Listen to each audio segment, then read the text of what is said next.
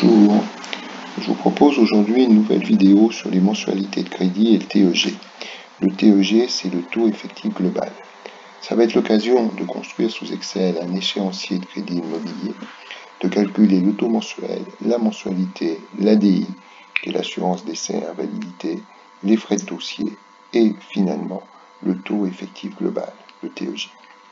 Cette vidéo fait suite aux deux qui sont mentionnés ici. La première était sur le remboursement d'un crédit et la deuxième sur le thème comment comparer des conditions de crédit. Je mets le lien vers ces deux vidéos dans le descriptif de celle-ci. Alors, nous allons raisonner sur l'exemple suivant. Nous considérons un emprunt de 500 000 €. Le taux nominal annoncé par la banque est de 1,5%. L'assurance décès invalidité sera calculée sur la base d'un taux de 0,5%. Les frais de dossier sont de 1%. La durée du crédit est classiquement sur 20 ans et on va parler de mensualité constante, donc 12 paiements par an, puisqu'il y a 12 mois dans l'année. Et donc, sur 20 ans, le nombre total de paiements sera égal à 20 fois 12, ce qui fait bien sûr 240. Alors commençons par calculer le taux mensuel.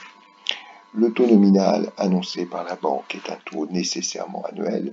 Pour calculer le taux mensuel, on considère qu'il s'agit d'un taux qui lui est proportionnel, c'est-à-dire qu'on repart du taux nominal et on divise par 12, puisqu'il y a 12 paiements par an dans l'hypothèse de mensualité, ce qui nous donne 0,125%. La formule de la mensualité constante avant prise en compte de l'ADI est rappelée ici. Alors, j'avais mis un petit a parce que on a l'habitude de noter A pour annuité. Donc, si on a une annuité, je rappelle que I est le taux nominal. Si on a une mensualité, on aura pour petit i le taux mensuel. Par ailleurs, petit n, c'est le nombre de paiements. Et donc, le nombre de paiements ici, ce sera 240.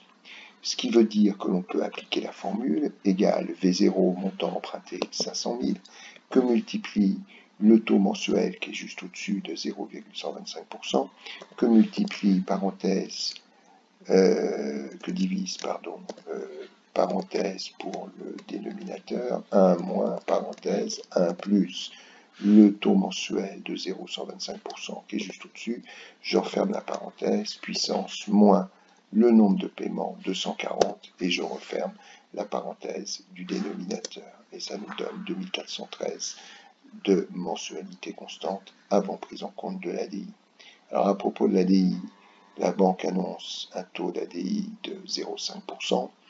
C'est un taux qui est nécessairement annuel. Pour avoir le taux d'ADI mensuel, on considère le taux qui lui est proportionnel. On prend le 0,5% de taux annuel et on divise par 12, ce qui nous donne 0,0417%.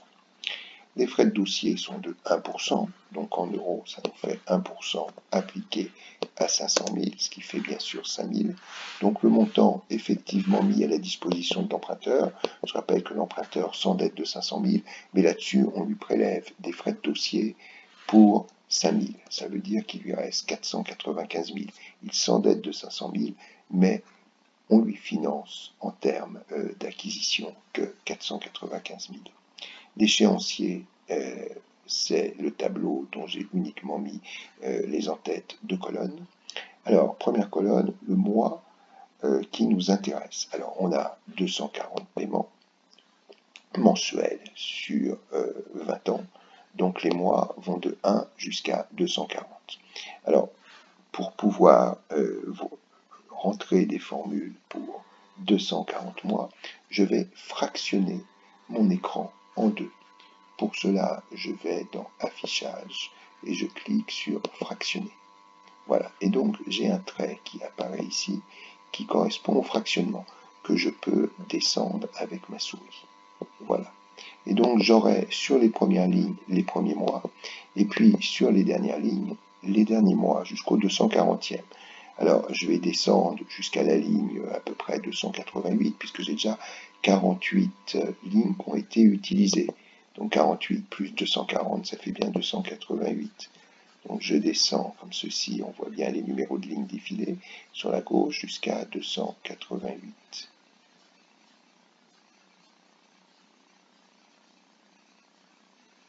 Voilà. Donc je vais dire qu'ici j'ai le mois numéro 1. Ensuite, j'ai le mois suivant, 1 plus 1. Voilà. Et donc, je vais faire un copier-coller de cette formule. Numéro de la ligne plus 1, numéro de la ligne au-dessus plus 1. Alors, donc je fais copier.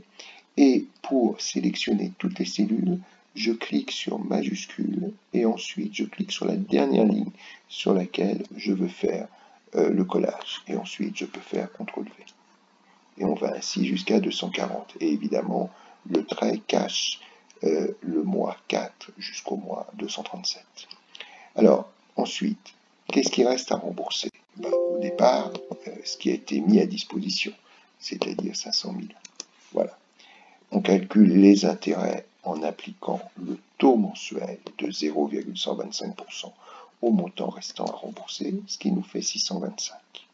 Et on fera ça chaque mois. Je peux déjà faire un copier-coller jusqu'en bas. Alors pour l'instant, on n'a rien à partir de la deuxième ligne puisqu'on n'a toujours pas le reste à rembourser. La mensualité constante avant prise en compte de l'ADI, c'est 2413. Donc je fais le lien égal avec le 2413 qui est au-dessus. Et ensuite, je vais dire que chaque mois, ce sera la même chose que le mois précédent. Donc égal le 2413 qui est juste au-dessus.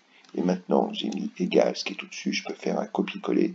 Donc je fais copier, je clique sur majuscule, je clique jusqu'à sur la cellule E288, c'est-à-dire sur la mensualité du 240e mois, et je fais CTRL-V. Et j'ai ainsi 2413 sur toutes les lignes.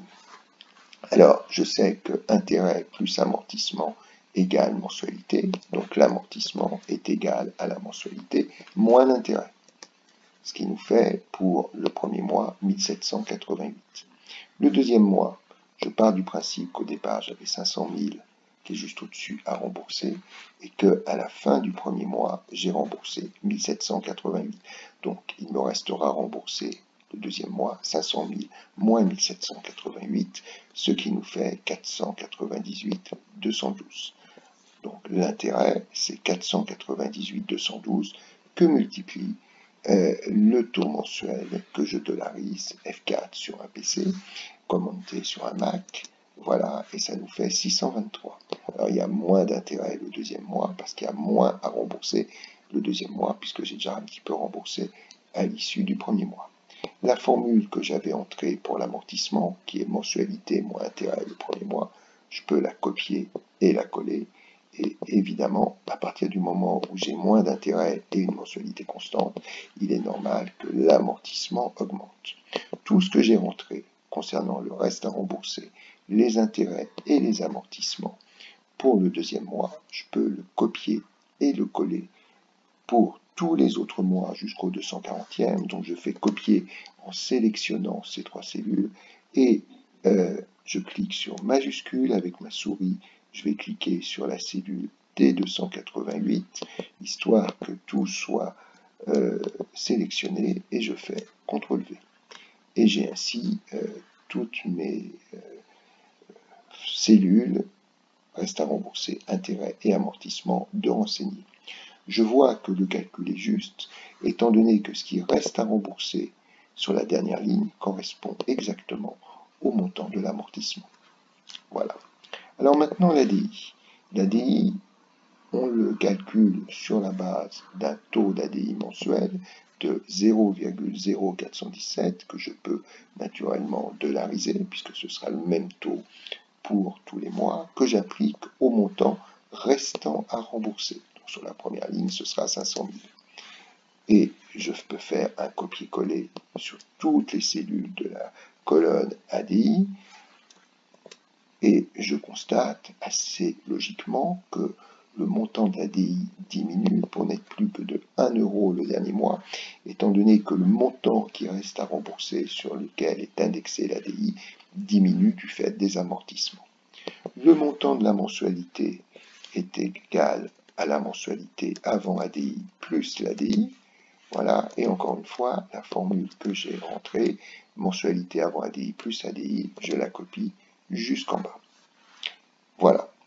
Alors, si maintenant je veux le TEG, Je vais commencer par calculer le TEG mensuel. Et ensuite, parce que je raisonne sur des mensualités. Et ensuite, j'en déduirai le TEG annualisé, bien sûr. Donc, je vais noter ici TEG mensuel.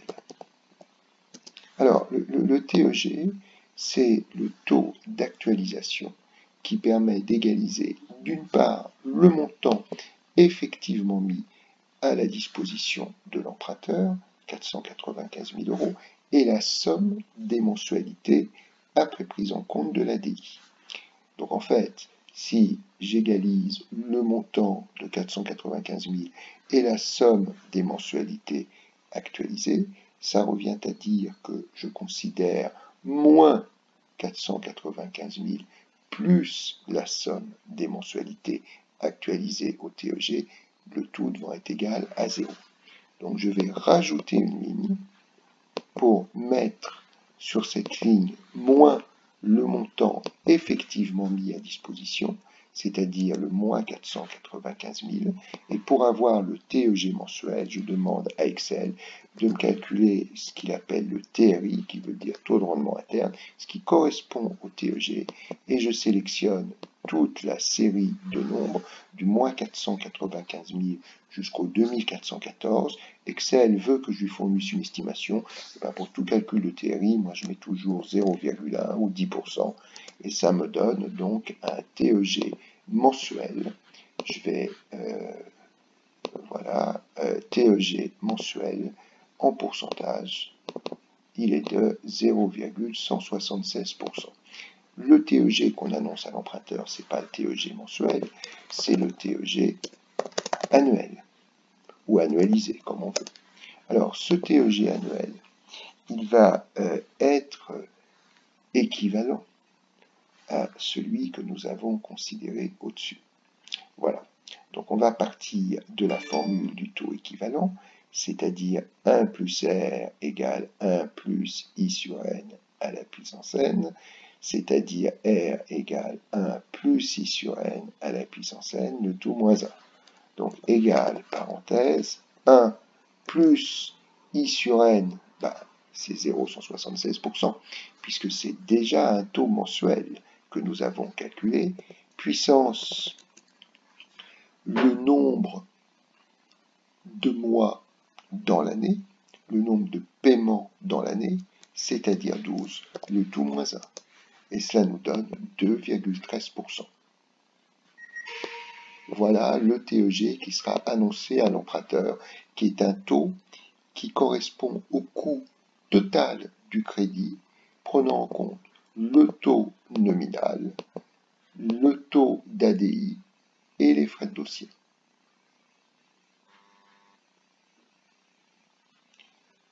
Dans le polycopier vers lequel je mets un lien, en description, vous retrouverez sur un exemple identique, mais avec des chiffres différents, tous ces calculs.